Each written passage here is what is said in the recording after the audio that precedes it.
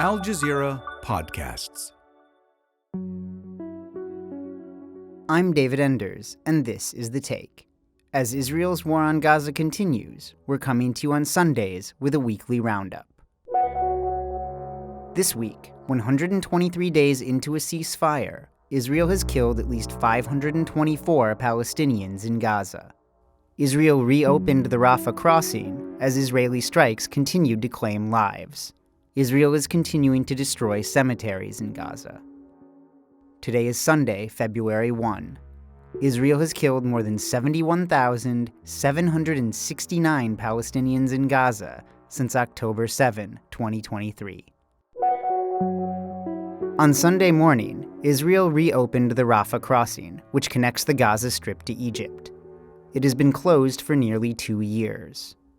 But as Al Jazeera's Hani Mahmoud reported, Israel is severely restricting who and what is allowed in and out.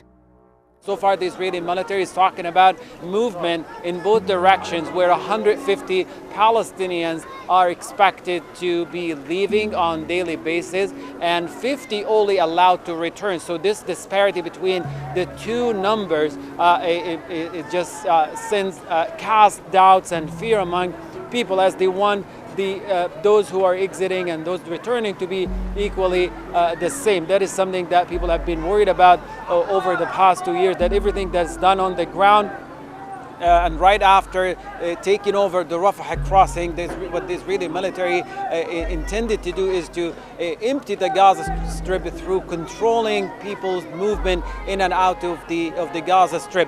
What's really interesting when we look at movement right now, in terms of aid, in terms of trucks, they have been excluded completely, at least at this stage of the reopening. So when we talk about trucks or aid on the other side of the border are not going to be allowed to move in.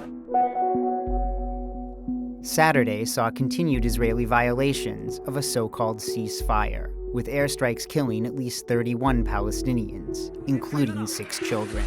Here's Hani Mahmoud again. It came without warning.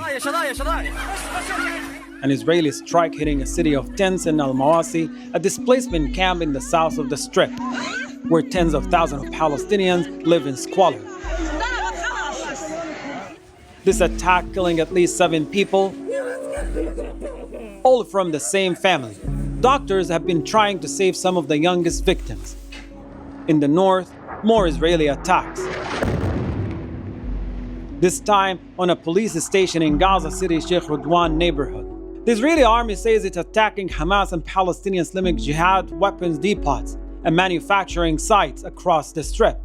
The escalation marking one of the bloodiest days since a ceasefire came into effect in October last year. In Gaza, there is no rest, even for the dead. As it searched for the bodies of Israeli captives killed in Gaza, the Israeli military bulldozed Palestinian graves. Others were destroyed by airstrikes.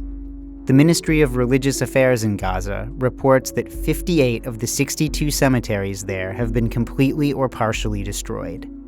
Al Jazeera's Ibrahim al-Khalili reported from one of them. This should have been a final resting place, but the Israeli army had other plans. The excavation of al-Bati cemetery in Gaza City's Al-Tufah neighborhood stands as a stark illustration of a lethal double standard. An army mobilized for a single Israeli body, while countless Palestinian bodies are left in the ruins of a shattered, apocalyptic landscape. For many families in Gaza, burying their loved ones is no longer a guaranteed right, especially if the cemetery lies within Israel's so-called Yellow Line. Civil defense says permission to reach al-Bati cemetery hasn't been granted by Israeli authorities, leaving families in limbo and unable to protect the graves of their loved ones. In Gaza, even the dead in cemeteries are being desecrated. Even in their final resting place, the graves were disturbed and left in a manner that shows a complete disregard for their dignity. This underscores the profound human toll on Gaza's communities, where families cannot properly mourn, and even the dead are denied the peace they deserve.